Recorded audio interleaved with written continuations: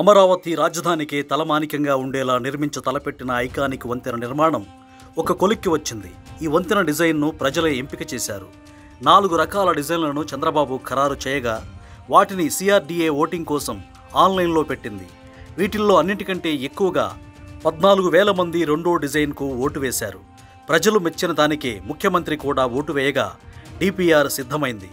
DPRను Nippon కోయి limited తయారు చేసింది. ఈ వంతెన పొడవు 5.22 కిలోమీటర్లు.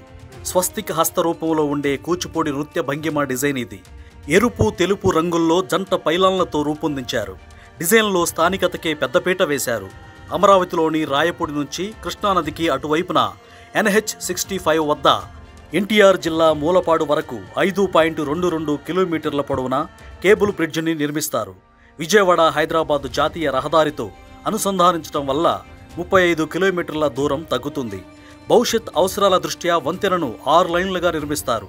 2 వైపులా కాలిబాటలు ఉంటాయి. 2,500 కోట్ల రూపాయల వ్యయమయ్యే ఈ ప్రాజెక్టుకు త్వరలో టెండర్లు పిలవనున్నారు. NH65 నుంచి అమరావతికి రావాలంటే 40 కిలోమీటర్లు ప్రయాణించి మూలపాడు, ఇబ్రహీంపట్నం, గొల్లపూడి, కనకదుర్గ వంతెన, ప్రకాశం బ్యారేజ్ మీదుగా రావాల్సి ఉంది.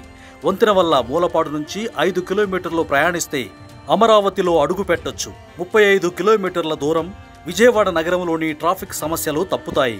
2019లో అప్పటి టీడీపీ ప్రభుత్వం 1,387 కోట్ల రూపాయల వ్యయంతో శంకుస్థాపన చేయగా అధికారంలోకి వచ్చిన జగన్ ప్రాజెక్టును పక్కన పెట్టారు.